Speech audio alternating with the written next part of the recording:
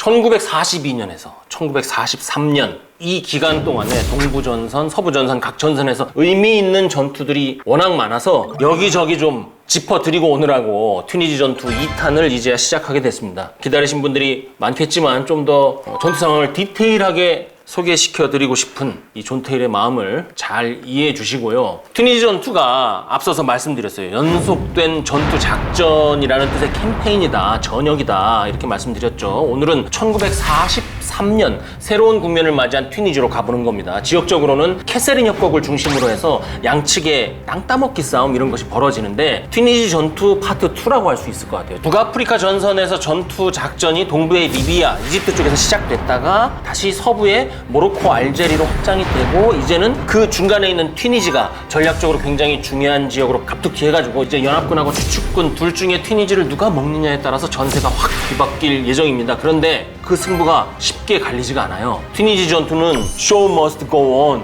계속 가는 겁니다.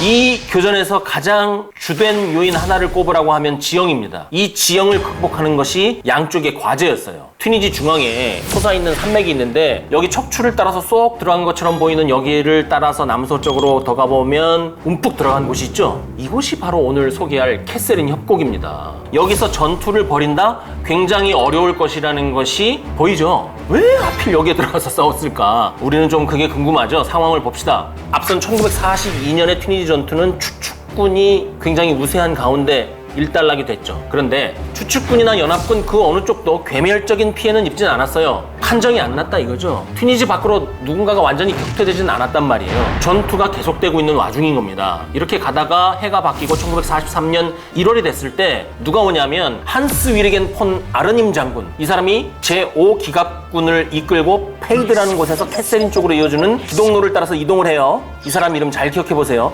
이때 독일군의 진격 정보를 받은 미 제1기갑사단, 이 기갑사단이 캐세린 쪽으로 부대 이동을 시작을 하죠. 같이 가야지. 그래갖고 여기서 한번 격돌을 해요. 그런데 이때 미 측의 주력이 누구였냐면 방금 말씀드린 대로 제1기갑사단, 독일 측은 제21기갑사단이다. 제21기갑사단 누굽니까? 기억나세요? 롬멜이 초기에 데리고 온 제5경기갑사단이 부대 개편을 해가지고 제21기갑사단이 되는 거죠. 이 부대가 누구 밑에서 컸습니까? 롬멜 아닙니까? 롬멜. 전차전에 굉장히 능숙하다. 무엇보다 지형을 잘 이용할 줄 안다. 그래서 미 제1기갑사단하고 마주치자마자 잽 두 번 툭툭 치고받고 나서 뒤로 빠지는 거죠. 철수하는 척 하면서 부대를 캐세린 협곡 근처로 쭉 끌고 들어오는 거예요. 미군 부대를. 그러고 나서 어떻게 하느냐, 바짝 붙었을 때 가젤 펀치를 탁 날리는 거죠. 주력은 서쪽으로 크게 돌아가가지고 미 제1기갑사단의 옆구리를 툭 치는 겁니다. 이게 전형적인 망치와 모로 전술을 롬멜한테 아주 잘 배웠어요. 이때 그런데 큰 위력을 발휘한 것이 독일군 88mm 대공포입니다. 이게 원래는 88mm 대공포에서 시작해서 세조에 들어간 무기죠. 저도 이거 몇 번이나 우리 이 얘기를 그냥 하고 넘어갔는데 이해가 가세요? 하늘에 쏠 거를 전차에다 갖다 대고 쏘았는데 그게 잘 먹혀갖고 계속 썼다? 이거는 그냥 안 돼. 사람이 있어야 돼. 전화 한번 해봐야 돼. 이거는 김 의원님. 예, 통화합니다. 뭐 무기 좀 물어보려고요. 그 2차 대전 때 독일군이 그거 쓰잖아요. 88mm 대공포? 예, 88mm 대공포. 그거를 왜 대전차포로 쓰는 거예요? 그러니까 제2차 세계대전 초기만 하더라도 당시 독일군이 가지고 있던 대전차포는 사실 37mm 정도밖에 안 됐기 때문에 서부전선에서 영국과 프랑스의 전차를 이걸로 상대하기에는 굉장히 역부족인 상황이었습니다. 아주 쉽게 말씀드려서 당시 독일이 물론 전격전이라는 그런 새로운 전술을 개발하긴 했지만 전차의 성능을 봤을 때는 뭐 프랑스라든가 영국 전차에 비해서 방어력이 좀 많이 떨어졌거든요. 그리고 지금과 달리 기관포 수준의 이제 전차포를 주로 탑재하고 있었기 때문에 어느 정도 방어력이 있는 전차를 상대할 때는 조금 무리가 있었습니다. 그래서 탔다 보니 이후 이제 어떻게 보면 이제 독일군의 그런 흡한 아이템이 되고 말았죠. 사실 재밌는 거는 야포로도 이렇게 사용이 됐다는 점. 야포로요? 포병으로? 네. 예, 그래서 이제 직접 사격뿐만 아니라 간접 사격도 할 수 있는 그야말로 대재가능한 포였다고 이렇게 정의를 할 수 있겠죠. 그러면 그 전차에 88mm 달 생각은 안 해본 거예요? 그 달 수 있나 그렇게? 그래서 88mm 이 대공포를 단 전차가 그 유명한 티거 혹은 타이오라 불리는 그 전차예요. 아, 그럼 우리가 그 얘기 하잖아요. 대공포를 대전차포로 바꾼 걸 뭐 마개조라고까지 얘기할 필요가 있어요? 그냥 위에다 쏘던 거 앞에다 쏘는 건데? 그게 아니라 이 대공포 같은 경우에는 기본적으로 중요한 소모를 보호하는 곳에 많이 배치하잖아요. 하지만 이제 대전차포로 쓰다 보면 나전에서 어떻게 보면 적과 가까운 거리에서도 사용을 해야 되는데, 그러다 보면은 뭔가 이 포를 조작하는 요원들을 보호할 수 있는 장갑판도 있어야 되고, 또 한 가지로는 이 하늘로 사용하는 것이 아니라 지상으로 사용하기 때문에 여러 가지 또 조준 장치라던가 뭐 승관을 조종하는 장치들이 다 필요가 없어졌습니다. 그래서 그걸 다 빼버리고, 또한 이동의 용이성도 갖춰져 있기 때문에 약간의 그런 나개조를 하기 시작했다. 그것도 더 재밌는 거는 전체 독일 공군, 그다음에 육군, 해군도 이걸 다 썼다는 거. 해군이요? 해군이요? 해군은 또 해안포 용도로도 쓰기도 했다고 전해드렸어요. 오늘 이게 궁금했는데 너무 감사하고, 지상무기 중에 보병무기나 이런 거 좀 많이 좀 도와주세요. 예, 알겠습니다. 네, 감사합니다. 예. 어쨌든 지금 이 88mm 대전차포를 맞고 미 제1기갑사단이 게임 시작도 안 했는데 큰 피해를 입었죠. 이때 독일 제21기갑사단의 전차를 막기 위해서 또 피해를 누가 많이 입었냐면 미군 보병부대하고 미리 들어가 있던 대전차 특공조들이 피해를 많이 입습니다. 그리고 참고로 제가 지금까지는 전차사단이라고 불렀잖아요. 1941년하고 42년 국면에서는. 그런데 43년 국면부터는 기갑사단으로 부르는 게 맞아요. 이쯤이 되면 전차만 보유한 사단, 혹은 뭐 주로 부대가 전차이고 나머지는 최소한으로 보유한 그런 부대가 아니라, 이때 이제 합동, 재병협동의 가치를 알아요. 그래서 전차부대, 대전차부대, 포병, 공병, 통신, 그리고 이제 보병까지 이것이 전투단의 형태로 들어가요. 그러니까 이 부대는 기갑이라고 부르는 게 맞죠. 이렇게 하기로 하고 본론으로 돌아가서, 이때 제1기갑사단, 미 제1기갑사단이 피해가 너무 커가지고 독일군하고 접촉 이탈을 이제 하고 예비로 전환해야만 하는 뼈아픈 상황이 됐습니다. 1943년 2월 초까지 독일군이 튀니지 북부의 해안, 도로 이쪽 중요 지형 지물을 거의 장악하고 있었어요. 이렇게 되니까 연합군 측이 기댈 수 있는 곳은 튀니지 내륙의 산악 지형, 그 일대의 지형들 뿐이에요. 연합군의 전선도 이때 잘 형성되지 않았어요. 1차 세계대전처럼 방어선이 있는 게 아니라 그냥 점 단위로 있는 것이죠. 그 중에서 독일군하고 직접적으로 대치하고 있는 것은 미군이었죠. 그런데 당시의 미군의 전투력 수준이 어땠느냐? 사후검토 보고서를 보면 그들 스스로 미군은 전투에 익숙하지 않았고 특히 동작이 매우 굼떴다 이렇게 돼 있어요. 엎친 데 겹친 격으로 당시 제2군단장이 아주 저질이었습니다. 이 사람이 프레덴달 장군입니다. 후방 130km의 사령부를 설치해놓고 전방에 가보지도 않고 그 주변에 전차, 보병, 방공, 봉병을 그냥 배치해가지고 자기 방어하라고. 로이드 프레덴달. 이 사람이 특징이 뭐냐면 말이 많았대요. 거기다 더 심한 게 뭐냐면 굉장히 오만하고 독단적이었답니다. 당시 프레덴달 장군의 전투 지휘에서 어떤 문제가 있었냐면 당시에 가장 중요한 전력이 누구였다? 제1기갑사단이었다. 이거를 자기 마음대로 전용을 합니다. 1기갑사단을 일로 가라고 그랬다가 너 1개 연대 내놔 줬다 보냈다가 자기 밑에 있는 이런저런 부대를 병정놀이 하듯이 여기저기 갖다 놨다가 뺐다가 막 배치하고 이거를 하는 거예요. 매우 낮은 수준의 전장 지휘죠. 특히 작전 구상이나 워게임 없이 가위바위보 하는 식으로 작전을 실시를 합니다. 이게 상당히 위에서 봤을 때는 겁나는 짓이죠.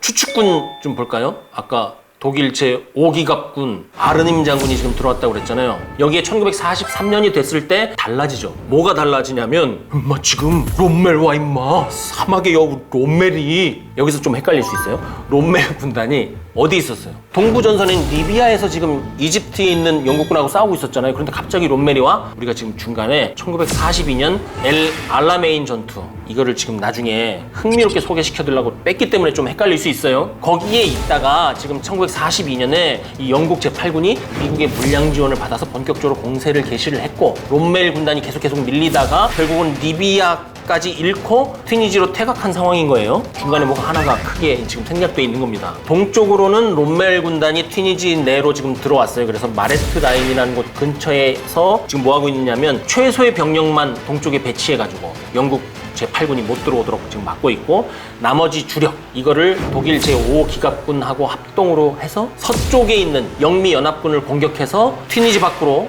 몰아내려고 지금 하는 것이 지금의 상황인 것이죠. 이때 롬멜은 큰 그림을 그리고 있었습니다. 캐세린 협곡이라는 이 지형을 잘 사용을 해가지고 신속하게 미 제2군단 후방 지역으로 기동을 해서 보급선을 타격해가지고 작전 지속 능력을 파괴하는 거예요. 이 작전 지속 능력을 파괴하지 않고 앞에 있는 미군 건드려봐야 이거 소용없다. 이거를 롬멜을 아는 거죠. 우리 지금 본토에서 기름도 안 오고 탄약도 안 오고 우리 계속 불리한 싸움을 할 수 없지 않느냐 이 얘기를 하는 거예요. 그래서 처음 목표로 삼은 곳이 캐세린 협곡에서 북쪽으로 45km 정도 위에 보면 탈라라는 곳이 있어요. 그리고 여기를 지나서 엘케프 이 방향 일대까지 공격해서 들어가면 영국군의 측면을 위협할 수 있을 것이다. 이 큰 그림을 롬멜은 본 거죠. 그런데 시간이 지나면서 롬멜이 좀 바뀌어요. 처음에 목표로 삼았던 탈라 말고 거기 남서쪽에 보면 테베스라고 있어요. 전쟁사 보신 분들 테베스 굉장히 많이 나오거든요. 이쪽으로 가야 된다고 생각을 해요. 왜? 탈라 쪽에 있는 영국군이 아니라 테베스에 있는 미군, 얘들이 핵심이구나, 얘들이 중심이구나, 이 중심을 흔들지 않으면 여기선 가망성 없어, 이렇게 본 거죠. 그런데 문제는 공격을 위해서 롬멜이 작성한 작전 계획, 롬멜이 했던 이 구상에 제10, 제21 기갑사단이 들어가 있다는 거예요. 이것이 나중에 어떤 문제를 일으킬지 이때의 롬멜은 전혀 모르고 있었다. 이것도 뒤에 간단히 좀 설명을 하겠습니다. 43년 2월 13일에 롬멜이 구상한 대로 추축군이 공격을 합니다. 주력 부대는 독일 제10 기갑사단이에요. 페이드 고개를 지나가지고 공격을 하는데 일부 기동력이 높은 차량화 부대, 오토바이 부대로 서쪽으로 빠질 수 있는 퇴로를 막은 다음에 CD 부지드라고 있어요. 미군을 이 마을에 몰아넣고 포위 공격을 하려는 것이 목표죠. 동시에 독일 제21 기갑사단은 CD 부지드 남쪽의 산악 지형을 그대로 돌파한 다음에 북쪽으로 진격을 해서 미군 후속 지원 부대를 차단하려고 하는 거예요. 여기 있는 본대를 공격하는 게 아니라 뒤에서 올 거 못 오게. 그리고 여건이 되면 CD 부지드 공격에 참여를 하겠죠. 이런 마음을 먹고 갔는데 그대로 돼요. 그래갖고 오전 10시에 미군이 완전히 포위가 됩니다. 이때 미군이 어떻게 대응했느냐? 2군단장 프레덴달 장군이 굉장히 전형적인 방법이에요. 부대가 포위가 되거나 아니면 굉장히 위기에 놓이면 그들을 도와줄 수 있는 사격 지원 진지를 점령을 해서 사격 지원 혹은 포격 지원을 해요. 그래서 진지 2개소를 선정을 해갖고 부대를 배치를 하는데 프레덴달 장군 이 사람이 뭐냐면 약점이 쪼잔해요. 부대를 찔끔찔끔 보내요. 한 번에 보낼 때 왕창 보내야 되잖아. 축착 투입하지 마라 써있어요, 교범에도. 그러니까 결국 어떻게 되냐면 지원하러 부대를 보냈는데 처음 보낸 애들이 포위가 돼. 걔들 또 구하려고 찔끔 보내. 쌍노가 계속 녹아내리는 거예요. 이 과정에서 무엇이 문제가 되냐면 그들을 지원하는 미군의 포병 부대들 위치도 발각이 돼서 얘들도 큰 피해를 입습니다. 결국에 이렇게 되니까 어떻게 돼요? 본대는 둘러싸였지, 사격 지원 진지도 점령을 못했지, 포병도 털렸지. 그러니까 철수할 수밖에 없는 겁니다. 축차 투입이 얼마나 무섭냐면 프레덴달 장군이 도와주라고 해갖고 찔끔찔끔 전차를 50대 정도 밀어넣거든요. 한 번에 50대 밀어넣어야지. 물론 이제 도로라든지 아니면 지역 여건이 불비하니까 그렇게 한꺼번에 밀어넣을 수는 없어요. 그래도 이거를 3대, 4대, 야 좀 더 보내봐 이렇게 해갖고 4대만 귀환해요. 45대가 그대로 털려버린 거예요. 그러고 2월 15일까지 미군의 피해가 계속 늘어납니다. 미군은 2월 16일까지 약 2개 연대 규모의 병력이 포로가 되고 무기 장비도 독일한테 다 빼앗깁니다. 독일이 지금 제일 갈급한 게 무기 장비잖아요. 그거 미군 거 갖고 이제 싸우는 거예요. 연합군 사령부는 그래갖고 결국 철수를 해요. 그래서 미군 스스로 이것을 뭐라고 부르느냐, 제2차 세계대전사에서 가장 취약하고 가장 꼴불견인 철수였다 이렇게 얘기를 해요. 낮에는 도로로 철수하고 밤에는 불을 켜고 철수를 해갖고 엄청나게 또 피해를 입습니다. 튀니지에서 밤에 철수를 했어요. 철이 없었죠. 밤에 안 보인다고 불을 켜는 자체가. 그래서 이 2군단이 여기서 나중에 패튼이 그러잖아요. 군단 전체가 폐잔병 같아!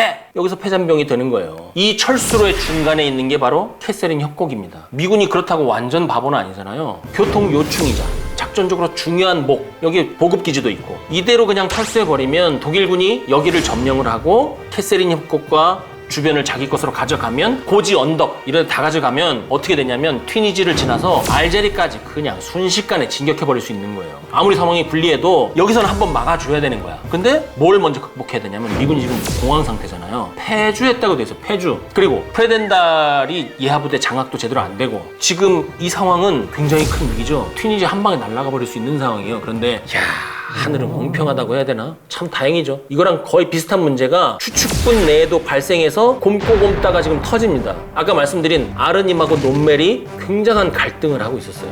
롬멜이 작전의 주도권을 가지고 독일 제10 기갑사단을 처음부터 자기가 막 운영했다고 그랬잖아요. 근데 이 부대 누구 겁니까? 이거 지금 아르님 부대라고요, 엄밀히 말하면. 근데 롬멜이 지금 막 이걸 휘두르니까 안 그래도 아르님은 지금 내링 대타로 와가지고 땜빵인가 내가 이런 느낌 갖고 있는데 기분이 더러울 수 있잖아요. 근데 이거 우리 생각이 아닙니다. 어떤 연구자가 뭐라고 썼냐면 둘 사이에 적개심과 질투심이 흘렀다고 표현을 해요. 정말 적나라하죠. 미국이 지금 공황 상태에 빠져갖고 이 캐세린 협곡에 몰아넣고 하면 전멸도 시킬 수 있는 상황이에요. 독일군에게 이런 기회는 다시 오지 않을 것 같고 실제로 이 뒤에 다시 오지도 않아요. 그런데 이 2월 16일하고 2월 17일 어간을 롬멜과 아르님이 서로 미워하고 질투하느라고 휙 날려먹은 겁니다. 이런 일이 자주 있어요. 이때 롬멜이 처음에 탈라 쪽이 아니라 테베사 방향으로 전투력을 집중을 해서 연합군의 후방을 교란하고 보급로를 차단하려고 했다. 여기에 이제 제21기갑사단하고 제10기갑사단을 밀어 넣으려고 하는 것이죠. 그런데 아르님 장군이 이걸 쉽게 협조를 안 해요. 제10기갑사단 이거 내 거야. 뭐 틀린 말 한 건 아니죠. 아르님 장군이 또 그러면 정말 그랬겠어요? 이거 내 거야. 못 줘. 그렇게 땡이 안 하겠죠? 전장 상황에서. 물자 부족이 지금 심하기 때문에 부대가 작전 한계점에 도달하기 전에 빼야 된다. 이렇게 얘기를 하는데 아르님이 그렇게 얘기만 하고 말았겠어요? 아니죠. 은멜이 이걸 귓등으로도 안 들을 것이다. 내가 무슨 얘기를 하든지 간에 제10기갑사단을 직접 가갖고 밀어 넣을 것이다. 이걸 알고 롬멜이 공격을 개시하기 전에 롬멜이 관련 계획을 상급 부대에 승인받기 전에 부대를 아예 북쪽으로 확 빼버려요. 그래서 이 문제가 계속 확대되고 둘이 맨날 치고받고 하니까 캐셀링 원수가 오는 겁니다. 여러분 아시겠어요? 튀니지 전투 공부하신 분들 아마 의아하셨을 거예요. 왜 로마에서 캐셀링 원수가 자꾸 와가지고 그것도 공군이 감나라 배나라하고 얘기를 하느냐. 통제가 안 되니까 온 거예요. 가장 가까운 거리에 있으면서도 능력, 인성, 계급으로 롬멜하고 아르님을 누를 수 있는 사람 캐셀링 원수가 그래갖고 중재하러 오는 거예요. 그래서 와가지고 뭐 하느냐. 누구 손을 들어주겠어요? 롬멜 손 들어주죠. 뭐 당연한 조치입니다. 다른 방법이 없어요. 근데 아르님 이 양반도 참 대단해. 부대를 롬멜한테 보내질 않아요. 지휘권을 이양하질 않는단 말이죠. 아르님 장군이 부대를 보내지 않는 바람에 또 시간이 이틀이 지나가 버립니다. 이거는 완전히 연합군이 기사회생한 거예요. 그래서 이 손발 안 맞던 롬멜과 아르님의 갈등을 지금 어느 정도 봉합을 하고 롬멜에게 작전 통제권이 갔죠. 하지만 아르님은 아직도 적극적으로 지원을 하지 않고 있고 발등에 지금 불이 떨어졌어요. 미군은. 그렇지만 귀한 시간을 벌었는데 이 시간을 잘 활용을 해서 이 어려움을 극복할 것이냐? 이거는 다음 시간에 이어서 말씀드리도록 하겠습니다.